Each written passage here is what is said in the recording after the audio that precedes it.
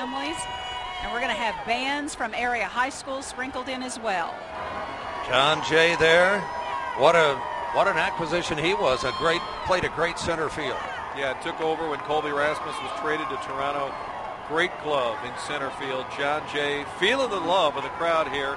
At 18th and Market is where it begins. We're at 8th and Market. The streets of St. Louis are lined, and the town is clearly painted red today. We believe this is the Pattonville band that you're seeing now in the parade. And here's a live picture from Bommarito Automotive Skyfox and the players making their way down Market Street.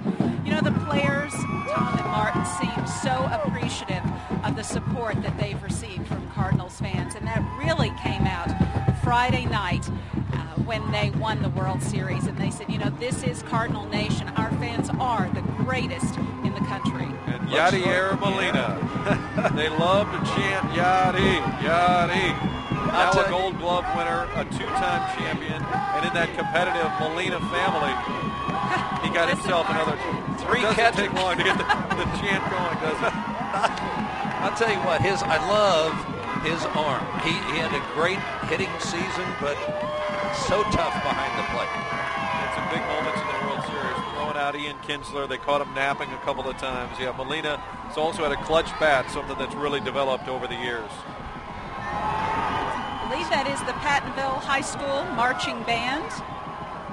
Gives you an idea of the crowd there with that Bommarito Automotive Skyfox shots. Look at red everywhere. And the general manager, John Mozeliak, made the controversial trade, said we are in it to win it. And about a month after that, he said, I guess I could have chosen better words. But it all worked out. John with his family there, son and daughter, the celebrated GM now, who made all the right moves down the stretch, getting extra pitching, going out and getting Rafael Furcal to take over at short. Everything worked down the stretch for Mozeliak and the Cardinals. Jake Westbrook there. The Game 6 winner. Yeah. Jake Westbrook pitched that 11th inning. When you needed a shutdown inning, he came in, got 3 huge outs, which set the stage for David Freese to win it in the bottom of the 11th. It's really a team victory when you think about all the moments during the playoff run. Who had a part here, had a part there. It's amazing. And that includes Arthur Rhodes, who had maybe the strangest story, was released by the Texas Rangers. That's right. He was going to get a ring either way. Either way, in a playoff share. He may have made more money than anybody. Arthur Rhodes, again, one of those acquisitions late in the season. Eduardo Sanchez, who had big moments. Ah, looky here. This is the man of the day, the man of the year. You see David Freese, the MVP, and the crowd is going crazy. Talk about a local boy done good. That is him. Yeah, I hope you can hear the crowd as Freese goes by, because they're absolutely in love with number 23 right now. He will not pay for a meal the rest of his life in St. Louis. I can guarantee you that. 21 RBIs in the postseason. That is a new record in all of baseball. And was the MVP in the NLCS, too. NLCS and MVP. And Ryan Theriot, the former Cub, he knows how to get a ring. You leave the Cubs, okay? Ryan Theriot started the season at short, took over at second base. Again, one of those clubhouse guys that they added just to give it a little better chemistry, and it certainly worked this season. And Theriot, the way he handled Furcal coming over, was noted by everybody. He didn't sulk at all. Still gave some great at-bats when they needed him.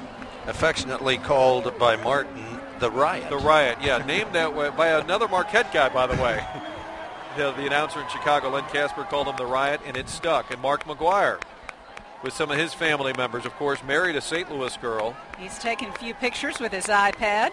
Yes, he is. And I'll tell you this, back in February, we spent some time with McGuire, and I said, give me one guy, give me one person. I'll tell you who I think is going to have a huge year is David Freese. He said, I took him out to dinner the other night to talk about what he can do at the next level. And when we asked McGuire the other night about it on the field, he was really emotional talking about David Freese, because there were some analogies. They both had gone through a lot of injuries to get to the ultimate moment. And then there's Chris Carpenter, the winner in Game 7, 4-0 this postseason.